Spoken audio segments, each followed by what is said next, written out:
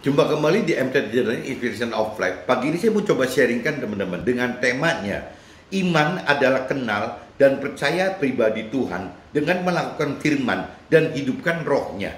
Bukan yang kita yakini dan yang kita pikirkan. Ibrani pasal 11 ayat 1-19 dan Ibrani pasal 11 20-40 teman-teman. Jadi masalah iman ini memang tergantung sekali dari kedalaman pengertian akan firman Tuhan dari kita teman-teman. Kalau untuk awal-awal teman-teman, contohnya seperti di kitab Perjanjian Lama, di kitab sucinya Alkitabnya orang Nasrani, itu terdiri dari dua kitab Perjanjian Lama dan kitab Perjanjian Baru. Apabila kita simak janji-janji Tuhan di dalam kitab Perjanjian Lama, ya kita harus beriman teman bahwa apa yang dijanjikan itu adalah berupa hal-hal yang duniawi teman-teman. Itu kasarannya seperti itu gitu. Nah, adapun kalau kita masuk ke dalam, kita udah lebih dewasa rohani, masuk ke dalam perjanjian kitab Perjanjian Baru gitu. Itu janji-janji Tuhan itu teman-teman. Kita harus beriman bahwa yang Tuhan janjikan itu ternyata bukan di dunia ini teman-teman. Jadi yang Tuhan janjikan itu sebenarnya yang bersifat lebih kekekalan aja di alam akhirat nanti gitu, bukan di duniawi saat ini. Jadi di dalam kitab suci Alkitab ini, orang Nasrani ini ada dua teman-teman, tergantung kita menempatkan diri kita itu di level kedewasaan yang mana. Apabila kita belum dapat mencapai kedewasaan rohani, rasanya kita tetap teman-teman beriman untuk bisa menuai janji-janji Tuhan yang ada di dunia ini gitu, yang dunia sementara ini. Tapi apabila kita sudah lebih dewasa rohani, ya kita beriman bahwa yang kita tuai adalah janji-janji Tuhan yang untuk di akhirat nanti. Nah, kalau kita sudah benar-benar mampu mengerti dan mampu melakukan firman Tuhan teman-teman, bukan berarti janji Tuhan di kitab Perjanjian Lama itu bohong teman-teman. Maksudnya tidak bisa dituai gitu. Ya, ini firman Tuhan katakan di Ibrani pasal 11 ayat 38-40 dikatakan bahwa bukan Tuhan bohong gitu, bukan Tuhan itu asal tulis janji di kitab Perjanjian Lama itu. Tuhan itu akan tetap genapi agar kita dapat menuai janji-janji Tuhan di Perjanjian Lama itu berupa kesuksesan duniawi, ya hal-hal yang duniawi gitu. Tetapi targetnya yang beda dengan orang dunia atau dengan orang keyakinan, teman, orang yang berkeyakinan. Jadi orang dunia dan berkeyakinan mengharapkan bahwa janji Tuhan, tuaian janji Tuhan di dalam kitab Perjanjian Lama yang berupa harta-harta duniawi itu adalah target akhirnya si orang dunia dan orang berkeyakinan. Padahal ya kalau kita sudah lebih mampu mengerti, sudah lebih kenal Tuhan, mengenal Tuhan lebih dalam, mengenal firman Tuhan lebih dalam, mengerti firman Tuhan dan Tuhan lebih dalam, dan mengenal dan mengerti rancangan kehendak Tuhan dalam arti kata bukan hidup di dunia sementara ini, tetapi bagaimana hidup dari sisi keselamatan kekal yang Tuhan maksud teman-teman. Apabila kita sudah dewasa rohani, kita sudah mengenal bahwa hidup kita itu adalah bukan hanya sekedar yang fana di dunia ini, tapi masuk ke dalam akhirat, dalam surga yang kekal nanti gitu. Yang namanya janji-janji dalam kitab Perjanjian Lama yang memang Tuhan genapi itu akhirnya tidak ada gunanya teman-teman, selain ya keberhasilan target sukses duniawi tadi dipakai menjadi alat Tuhan gitu ya, dalam bentuk misalnya mamon atau uang gitu ya, itu dipergunakan sebagai alat Tuhan dalam kita memberitakan kebenaran firman Tuhan lebih lanjut lagi teman-teman. Karena setelah kita dewasa rohani, kita tahu bahwa kita ini tidak cuma cukup berhenti menjadi pelaku firman, tapi kita juga harus mengajarkan firman Tuhan atau memberitakan ya kebenaran firman Tuhan kepada sesama kita, supaya sesama kita juga dapat diselamatkan seperti kita dalam hal melakukan firman Tuhan. Syukur-syukur sesama kita bisa follow kita, mengikuti kita untuk memberitakan kebenaran firman Tuhan lagi teman-teman. Nah, ini saya coba jelasin sedikit teman-teman, antara kalau yang mentor rohani atau rohaniawan yang memang dari sananya sudah diberi talenta untuk mengajarkan teori rohani, teori firman Tuhan, atau teologi, atau teori ketuhanan. Ya mereka berarti ya memang harus mengajarkan semua jemaat dan umat-umatnya, termasuk kita-kita yang di Marketplace Indonesia keluar sebagai pengusaha, atau sebagai orang karir, atau sebagai orang buruh gitu. Itu kita diajarkan dari awal teman-teman, untuk pengenalan basic-basic dari teori rohani, basic-basic dari firman Tuhan. Itu harus tetap melalui mentor rohani dan rohaniawan teman-teman. Kalau tidak, kita tidak akan dapat memiliki dasar apa-apa. Nah, cuma setelah kita mengerti akan firman Tuhan katakan, kita harus menghidupkan roh Tuhan di dalam kita masing-masing. Ya, roh Tuhan yang Tuhan sudah berikan kepada semua manusia, tidak cuma orang Nasrani ada, itu harus dihidupkan. Sehingga nanti ya kita ada kolaborasi antara pengenalan pengertian kita di dalam firman Tuhan dengan ya hikmat yang dari Tuhan yang melalui roh Tuhan tadi teman-teman. Pikiran, perasaan, kehendak Tuhan itu. Jadi firman itu nanti akan menjadi rema gitu. Firman itu akan bergerak menjadi rema, ya apa firman yang karena pikiran, perasaan, kehendak Tuhan yang didorongkan kepada kita, sehingga kita lakukan firman itu bukan dengan teori yang baku, yang hukum gitu, tetapi kita akan menggunakan firman Tuhan itu sebagai ya satu perintah peraturan firman Tuhan yang hidup, yang dinamis sekali teman-teman, yang berarti tidak terbatas gitu. Nah, ini yang kita mesti sadari teman-teman, bahwa ya kembali lagi bahwa apabila kita sudah dewasa rohani, kadang-kadang iman ya untuk bisa tuaian janji Tuhan di dalam duniawi itu ternyata bukan target akhir kita teman-teman. Kita masih harus menginginkan bukan yang itu, tapi bagaimana kita mendapatkan itu untuk mencapai sasaran yang lebih mulia lagi, lebih tinggi lagi teman-teman, yaitu keselamatan akhirat di dalam surga itu. Jadi intinya nanti saya coba bacakan urut teman-teman, dari itu ada di kitab Ibrani pasal 11 ayat 38 sampai 40. Nah, ini saya mulain dulu teman-teman. Jadi saya udah bacakan dari Ibrani pasal 11 ayat 1 sampai 3. Ya bunyinya begitu gitu. Iman adalah dasar dari segala sesuatu yang kita harapkan dan bukti dari segala sesuatu yang tidak kita lihat. Maka kita harus kenal dan mengerti sehingga kita percaya kepada pribadi Tuhan dan perintah dan peraturan serta janji-janji firman-Nya Tuhan. Janji-janji firman Tuhan-Nya teman-teman. Jadi seperti itu. Nah, Ibrani pasal 11 ayat 4 sampai 7.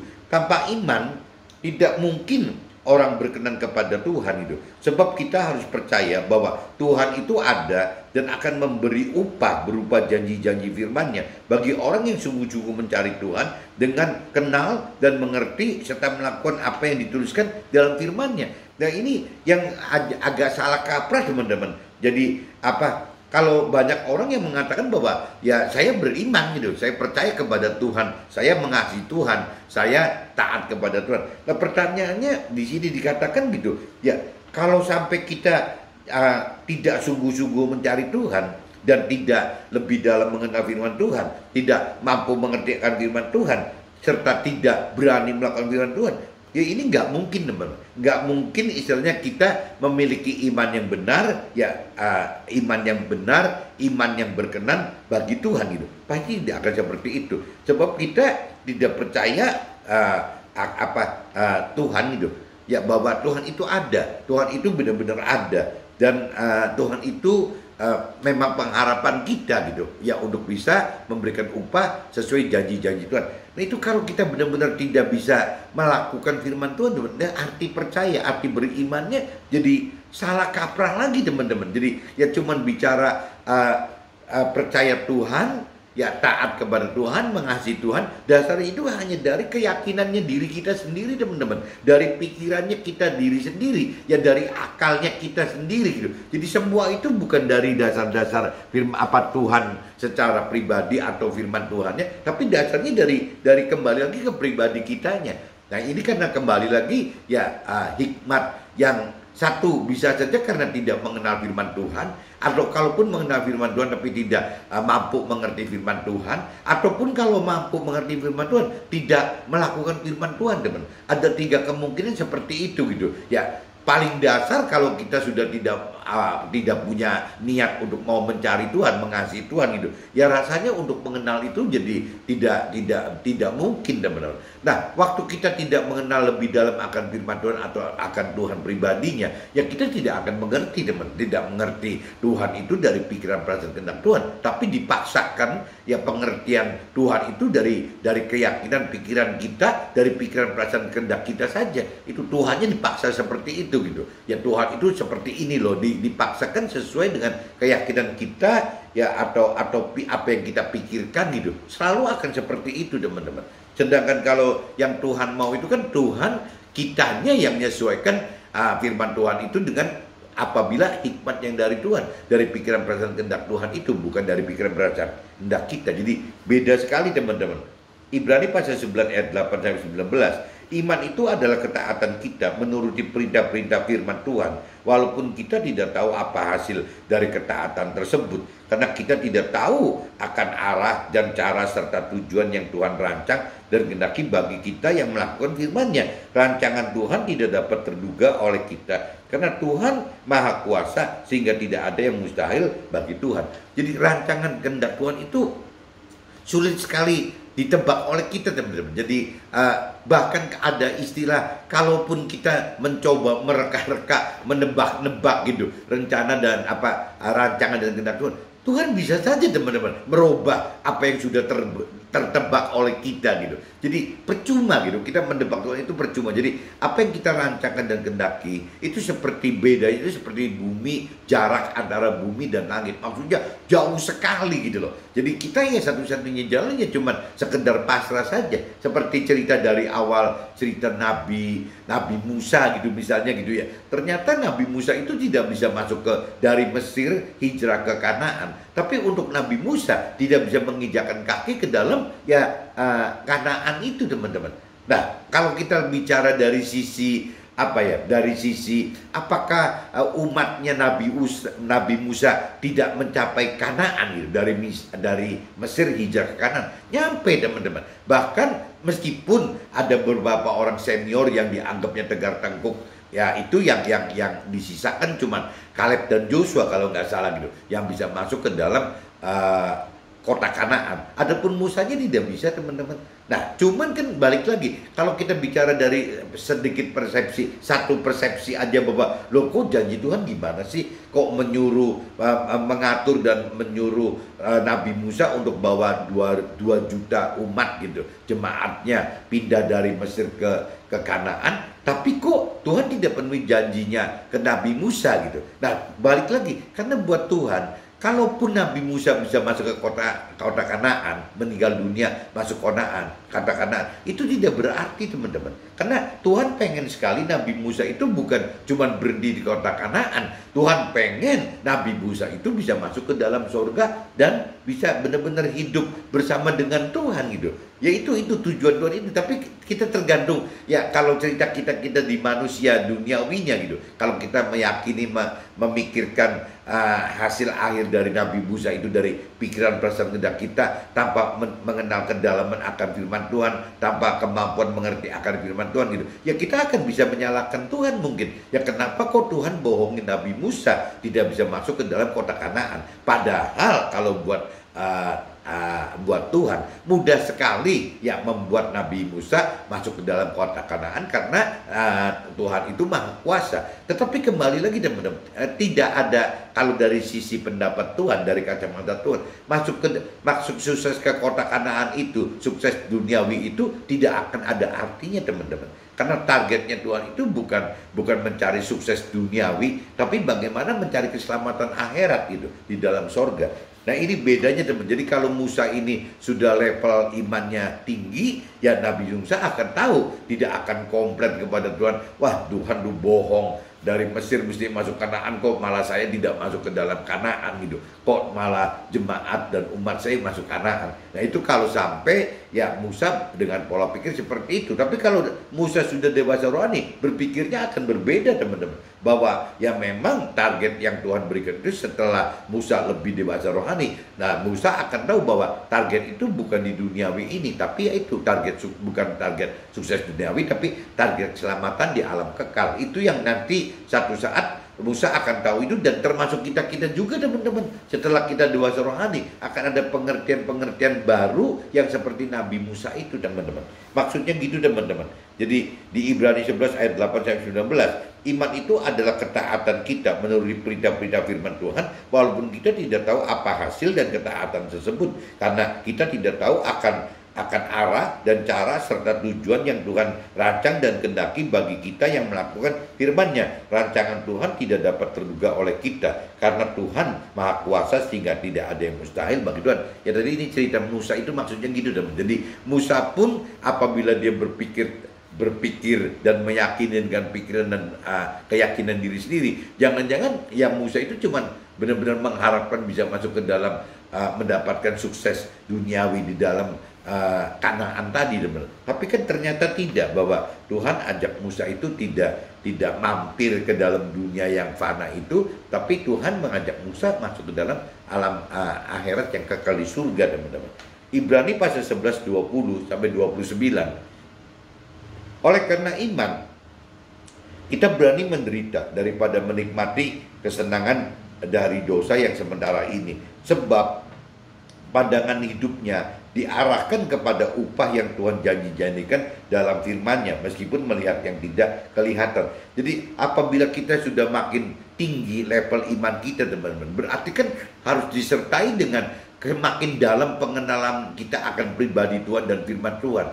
Semakin mampu gitu untuk mengartikan firman Tuhan maupun pribadi Tuhan, dan makin berani teman-teman melakukan firman Tuhan. Nah, kalau kita sudah dalam posisi level iman yang tinggi teman-teman, ya akhirnya apa yang terjadi di dunia ini akan bisa mengetahui konsekuensinya. Ya, melakukan firman Tuhan itu konsekuensinya yang menghadapi penderitaan teman-teman. Karena melakukan firman Tuhan itu adalah ketidakwajaran bagi dunia, kebodohan bagi dunia gitu, bahkan ketidakwarasan bagi dunia.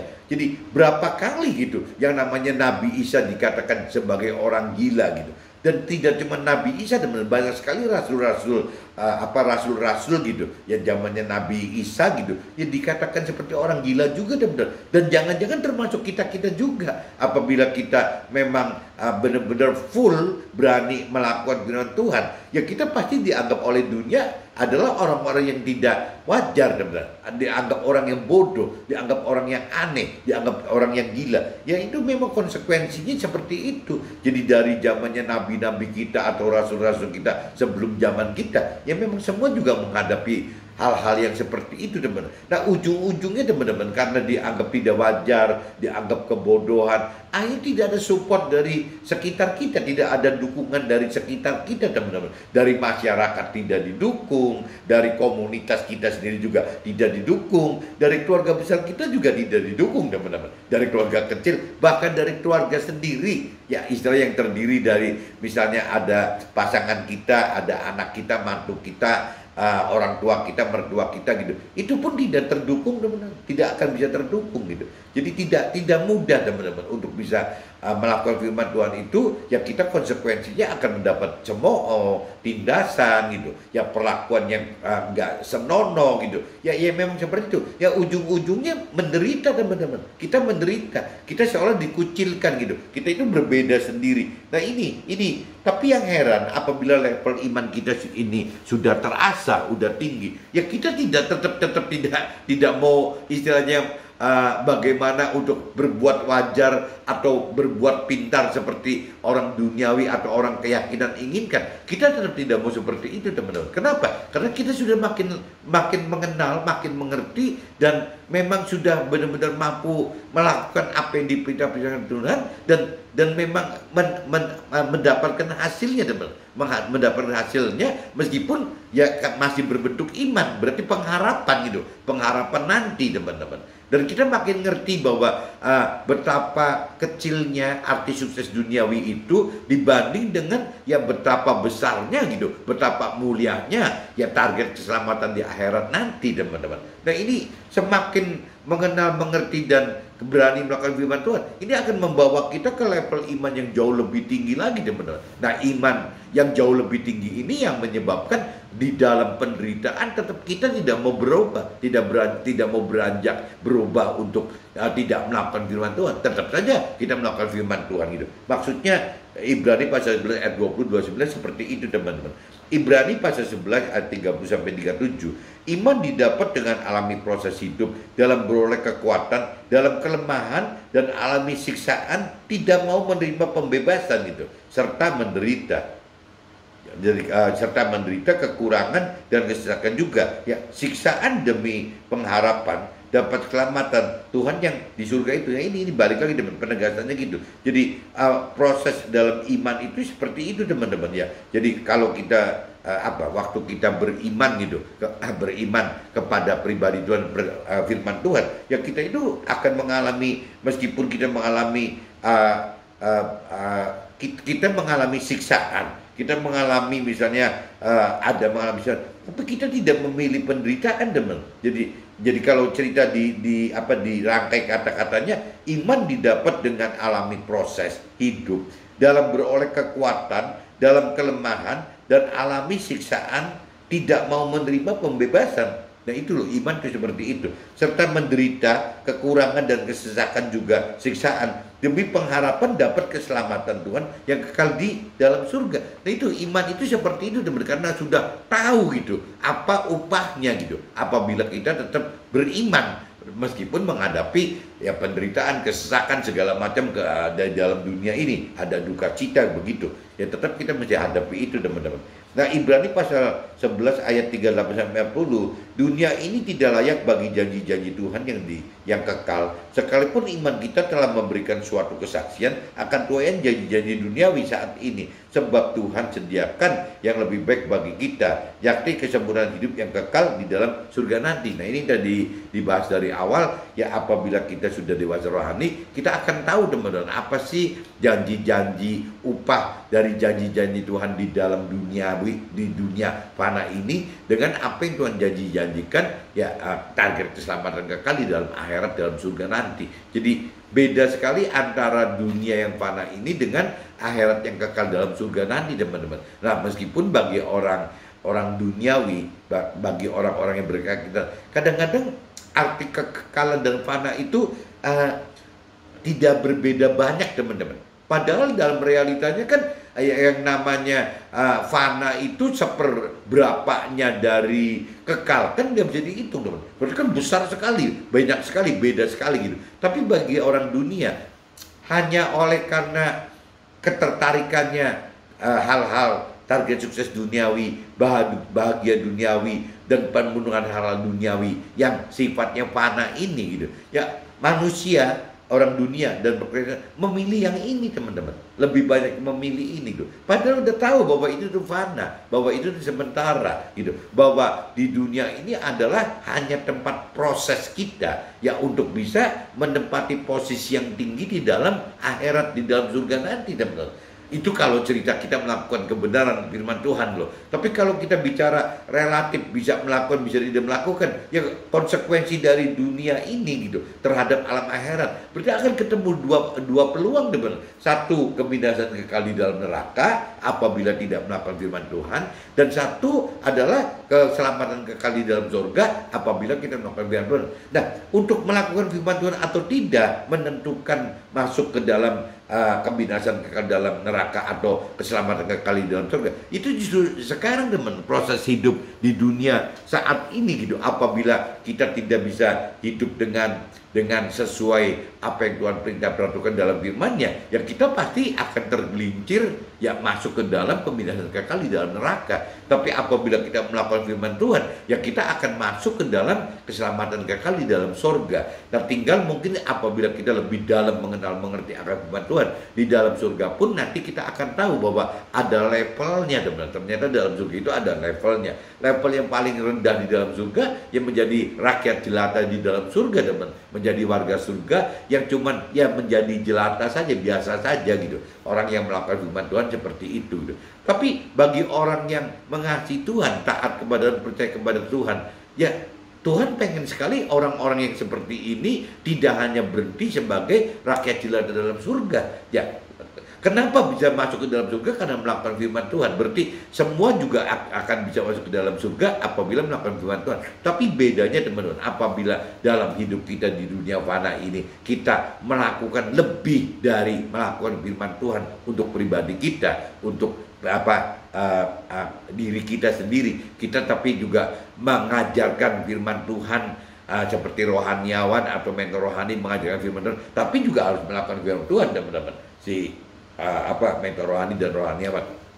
Nah, mentor rohani dan rohaniawan itu yang mengajarkan firman Tuhan dan melakukan firman Tuhan. Ini pasti tidak cuman masuk ke dalam surga hanya sebagai warga surga yang biasa aja, rakyat jelata di dalam surga gitu. Pasti masuk ke dalam posisi yang lebih daripada rakyat jelata. Begitupun kita teman-teman yang melakukan tidak seperti mentor rohaniawan, tidak mengajarkan teori rohani, tidak mengajarkan hukum-hukum rohani gitu, hukum-hukum firman atau rohani atau ketuhanan, ilmu ketuhanan, ya kita cuma bisa, karena di marketplace di sekuler itu ya kita hanya bisa memberitakan kesaksian hidup kita bersama Tuhan bahwa Tuhan itu ada, ya Tuhan itu nyata, dan memang firman Tuhan itu dilakukan gitu. Nah ini ceritanya kita cuma bisa memberitakan kesaksian kita ya bagaimana hidup bersama Tuhan di dalam firman Tuhan, teman. Nggak ada yang lain, teman. Nah cuman teoritisnya yang sering dikatakan bahwa apabila kita di dunia sekuler dan marketplace itu sebagai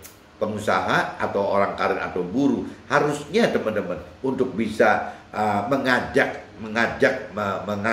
atau mengajarkan ya kepada sesama pengusaha atau sesama orang karir atau sesama buruh gitu, harusnya kita lebih mudah, teman-teman. Karena kalau waktu kita bicara ke pengusaha, kitanya sebagai pengusaha lebih mudah menerima gitu, dibanding apabila pengusaha itu ya dapat inputan sharing dari mentor rohani atau rohaniawan, selalu nanti akan mengatakan dalam hal yang terbalik, teman-teman. Nah begitu pun juga ya paling gampang gitu, teman. Apabila contoh kalau ada di Nasrani secara Katolik kan seorang imam itu kan tidak bisa menikah, teman. Nah contoh, teman, banyak yang orang-orang dunia, orang berkeyakinan akan mengkritik balik bagaimana seorang imam bisa ngajarkan soal keluarga, ya mereka berkeluarga juga tidak gitu. Nah itu kadang-kadang ada perkataan seperti itu.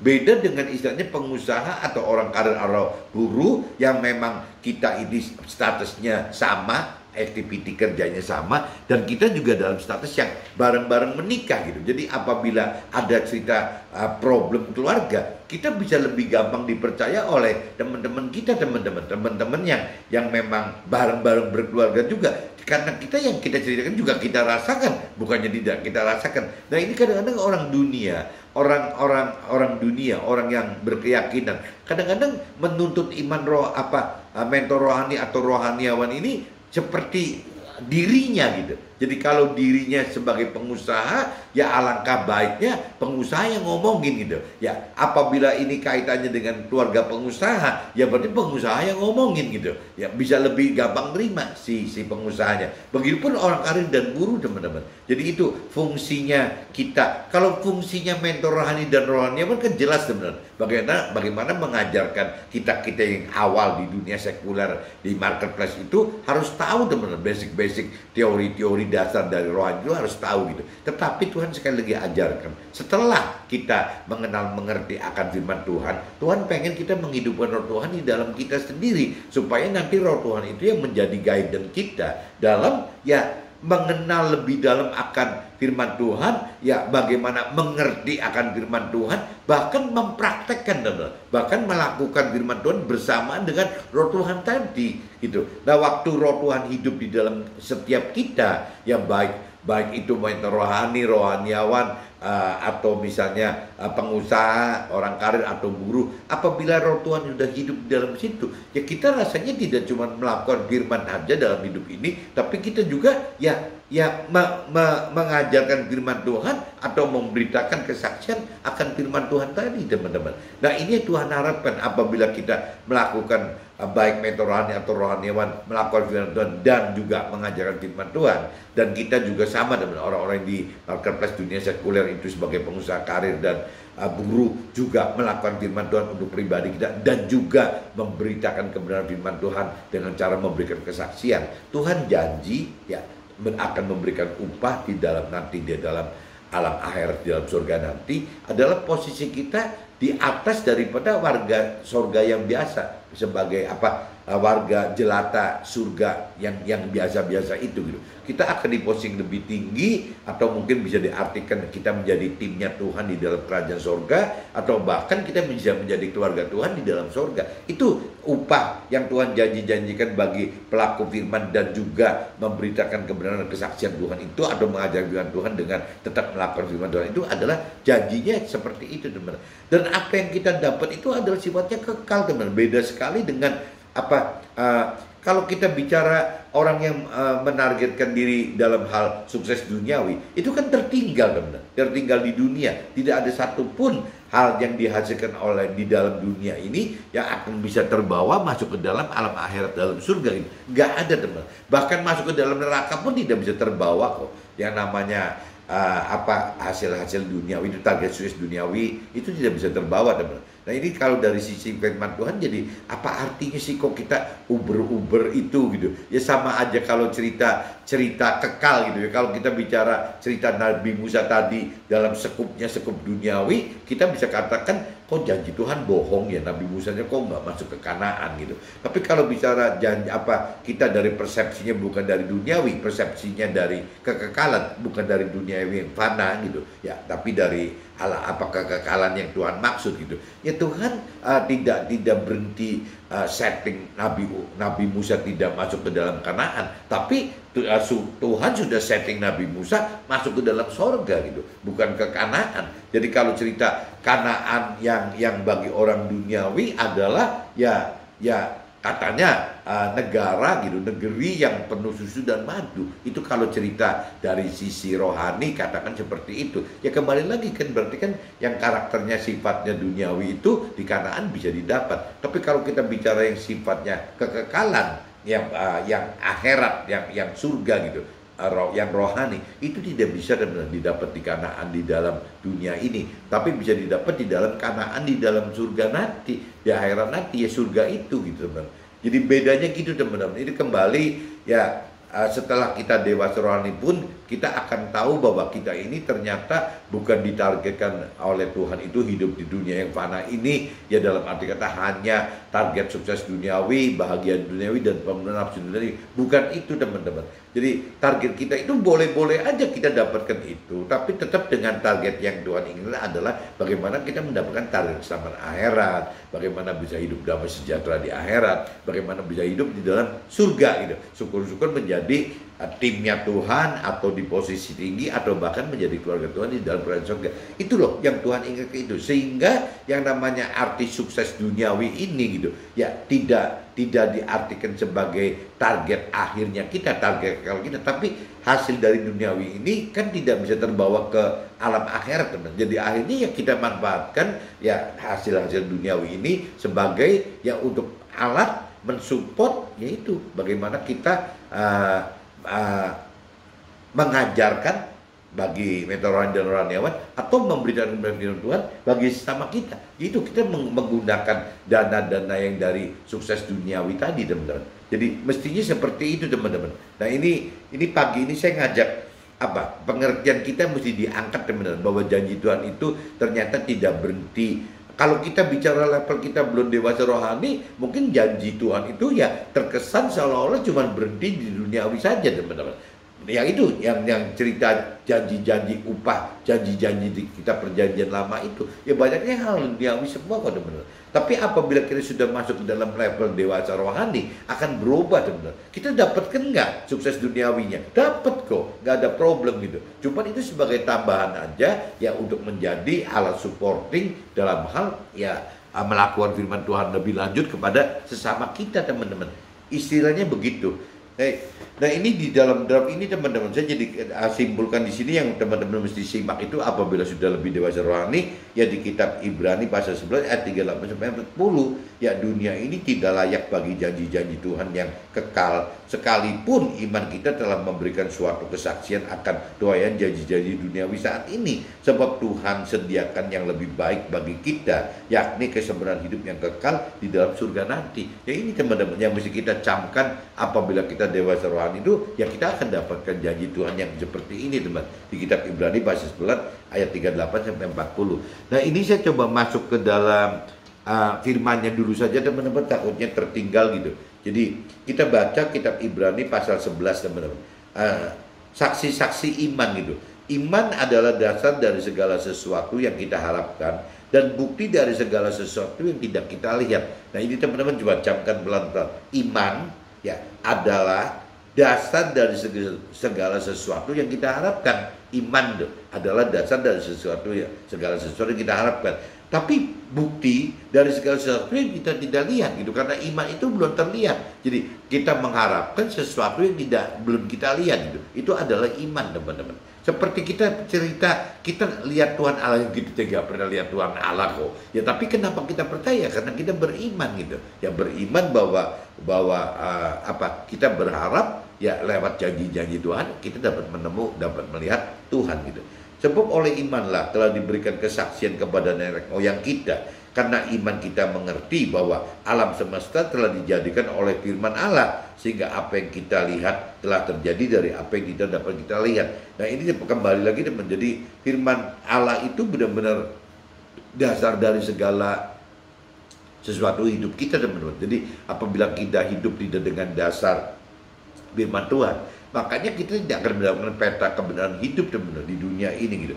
Jadi firman Tuhan itu ya sangat dibutuhkan, tetapi kita setelah mampu mengerti firman Tuhan lebih dalam, ya kita harus menghidupkan roh Tuhan supaya nanti ada kolaborasi antara firman Tuhan dengan roh Tuhan tersebut teman-teman, sehingga kita bisa jalan di jalan yang sesuai dengan kebenaran Tuhan gitu. Karena iman Habel telah mempersembahkan kepada Allah korban yang lebih baik daripada korban Kain. Dengan jalan itu ia memperoleh kesaksian kepadanya bahwa ia benar karena Allah berkenan akan persembahannya itu, dan karena iman ia masih berbicara sudah ia mati. Nah ini coba kalau ada yang mengenal ceritanya Habel dan Kain gitu teman. Jadi Habel itu mempersembahkan ternak dombanya itu dengan hati, dengan benar-benar memilih domba yang baik, yang terbaik, yang ini, yang itu gitu. Dipilih yang terbaik. Nah mungkin kalau cerita imannya Kain, ya biasa-biasa aja. Cuman waktu itu karena Kain itu istilahnya tidak ternak domba gitu. Ya berarti dia cuma sayuran, kacang-kacangan, cuma begitu aja. Cuman tidak diistimewakan seperti halnya si Habel gitu. Nah itu saja sudah bisa membedakan iman percaya antara Habel dengan Kain teman-teman. Bahkan Tuhan bisa belain waktu Habel dibunuhkan, darah Habel pun bisa berbicara loh, karena Tuhan belain gitu. Karena iman Henok gitu terangkat supaya ia tidak mengalami kematian, dan ia tidak ditemukan karena Allah telah mengangkatnya. Sebab sebelum ia terangkat, ia memperoleh kesaksian bahwa ia berkenan kepada Allah. Nah, ini salah satu teman-teman, satu contoh. Ada beberapa tokoh gitu yang ceritanya sama Tuhan diangkat langsung teman-teman. Kalau nggak salah Henok, Nabi Musa juga mengalami hal yang sama. Cuma ini kalau nggak salah. Terus ada satu lagi siapa gitu. Nah kalau contohnya misalnya jangan satunya siapa, Melkisedek atau siapa gitu, saya nggak ngerti. Kalau nggak salah ada 3 orang yang diceritakan di kitab suci ini bahwa orang-orang yang tidak mengalami kematian teman, tapi diangkat langsung oleh Tuhan masuk ke dalam surga. Salah satunya ini Henok. Karena iman Henok terangkat supaya ia tidak mengalami kematian, dan ia tidak ditemukan karena Allah telah mengangkatnya. Sebab sebelum ia terangkat, ia memperoleh kesaksian bahwa ia berkenan kepada Allah. Tetapi tanpa iman tidak mungkin orang berkenan kepada Allah. Nah ini balik lagi, kalau tanpa iman orang tidak mungkin bisa berkenan kepada Allah. Sebab barang siapa berpaling kepada Allah, ia harus percaya bahwa Allah itu ada, dan bahwa Allah memberi upah kepada orang yang sungguh-sungguh mencari Dia. Nah ini balik lagi butuh iman teman untuk seperti ini tuh. Karena iman, maka Nuh dengan petunjuk Allah tentang sesuatu yang belum kelihatan, dengan taat membersihkan bahtera untuk menyelamatkan keluarganya. Dan karena iman itu yang menghukum dunia, dan ia ditentukan untuk menerima kebenaran sesuai dengan imannya. Nah ini kalau cerita Nabi Nuh juga sama teman-teman. Apa enggak aneh gitu? Nabi Nuh membangun bahtera di atas gunung gitu. Karena zaman itu kan tidak pernah ada tsunami, air bah semacam seperti ini teman. Jadi pasti masyarakatnya, komunitasnya atau keluarga besar, keluarga kecilnya, ya untung keluarganya Nabi Nuh masih taat, istrinya, 3 anaknya, 3 mantunya masih taat gitu kepada Nabi Nuh. Tapi pada umumnya zaman kita sekarang teman-teman, apakah benar dijamin istri saya taat kepada saya, anak saya taat kepada saya? Belum tentu teman-teman. Sebaliknya bagi yang istri juga sama. Apakah suaminya mau mengasihi, anak-anaknya mau mengasihi sehingga benar-benar ngikutin apa yang diimani oleh istrinya gitu. Nah ini juga belum tentu. Cuman zamannya Nabi Nuh untungnya bisa begitu. Begitupun cerita karena iman Abraham taat ketika ia dipanggil untuk berangkat ke negeri yang akan diterimanya menjadi milik pusakanya. Lalu ia berangkat dan tidak mengetahui tempat yang ia tujui. Nah ini juga sama. Ya kalau Abraham tidak mempunyai istri yang tunduk kepada Abraham, rasanya Sarah itu ya akan protes teman-teman. Ya tidak mungkin lah, ya tidak lalu ia berangkat dengan tidak mengetahui tempat yang ia tujui. Ya apabila istrinya nanya mau kemana nih si suaminya, nggak tahu katanya. Yang penting pergi dulu, apa yang Tuhan perintah berangkat harus pergi. Nah hal-hal seperti ini kan akan terjadi teman-teman. Seperti contohnya si suami melakukan firman Tuhan. Apakah jaminannya bahwa Tuhan yang nyuruh kalau istrinya sekritis itu gitu? Ya repot teman. Jadi kembali lagi, kalau kita sangat beruntung apabila mendapatkan istri yang memang tunduk aja gitu, bukan bodoh teman-teman. Tunduk itu bukan bodoh gitu, ya tunduk kepada suami. Begitupun juga si istri akan sangat diuntungkan apabila mendapatkan suami yang mengasihi istri gitu. Meskipun kadang-kadang tidak punya dasar istrinya dikasihi, atau sama aja ya suami juga sama istrinya tidak punya dasar untuk bisa tunduk gitu. Ya ini cuma kembali lagi ya kalau kita taat percaya kepada Tuhan, ya kita harus melakukan firman Tuhan bahwa ya suami harus mengasihi istri harus tunduk kepada suami. Yang paling kuncinya itu teman-teman. Karena iman dia diam di tanah. Karena iman Abraham diam di tanah yang dijanjikan itu, seolah-olah di suatu tanah asing, dan di situ ia tinggal di kemah dengan Ishak dan Yakub yang turut menjadi ahli waris janji-janji satu itu. Sebab ia menanti-nantikan kota yang mempunyai dasar yang direncanakan dan dibangun oleh Tuhan Allah. Karena iman ia juga dan Sarah beroleh kekuatan untuk menurunkan anak cucunya walaupun usianya sudah lewat, karena yang menganggap dia yang memberikan janji itu setia. Ya ini juga kalau cerita lihat Abraham dan Sarah itu, masa sih punya anak, Abrahamnya umurnya hampir 100-an, Sarahnya 90. Nah kadang-kadang juga agak konyol juga teman-teman ya, kenapa Tuhan kok bikin deg-degan seperti itu sih gitu, sampai segitu Tuhannya belum punya anak, tapi janjinya katanya turunannya sebanyak pasir di laut gitu, bintang di langit gitu. Nah ini kalau lihat realitanya nggak ketemu teman-teman. Apa yang Tuhan rancang hendaki untuk kita ini kadang-kadang memang nggak bisa terbaca. Tapi buat Tuhan Allah ya mudah-mudah aja gitu ya. Apabila memang itu sudah merupakan janji Tuhan, apa susahnya sih buat Tuhan Allah misalnya mengundurkan umur kita gitu ya. Orang-orang yang pada itu umur 60, kita umur 120 tahun, kan sama aja teman-teman. Tuhan kan punya hak-hak atur begitu. Bahkan kalau cerita di dunia nggak sempet pun, Tuhan bisa merubah untuk di alam akhiratnya gitu. Jadi memang Tuhan itu maha kuasa, sehingga susah teman-teman untuk diikuti dengan pola pikir kita yang cuma kecil sekali ini gitu. Supaya menantikan kota yang mempunyai dasar yang direncanakan yang dibangun oleh Allah. Karena iman ia juga dan Sarah beroleh kekuatan untuk menurunkan anak cucu walaupun usianya sudah lewat, karena ia menganggap dia memberikan janji itu setia. Jadi Abraham dan Sarah percaya kepada Tuhan gitu.